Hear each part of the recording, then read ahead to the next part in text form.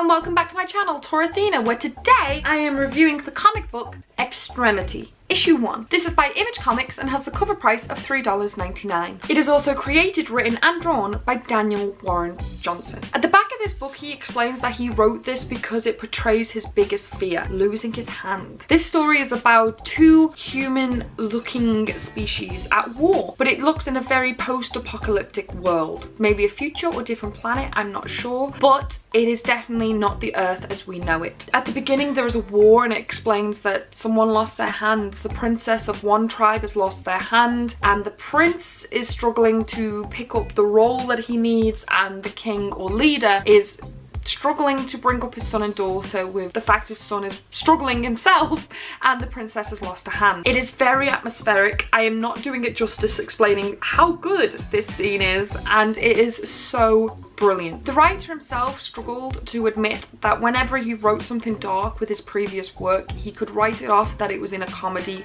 comic. This is not a comedy, this is a very dark comic, and it kind of explores the darkness of our minds, like how dark we can go, how much anger and revenge can make us act, and how people with responsibilities can struggle doing what they need to do sometimes, and just because you need to do it doesn't make it right. It's very good. Not a lot happens in this. When it comes to story and plot, this is very story based. It's very emotional. There's a lot of narration. There is plot and there is action, and it's very entertaining, but you feel so much more emotionally moved than as the plot is pushing you. It's so good!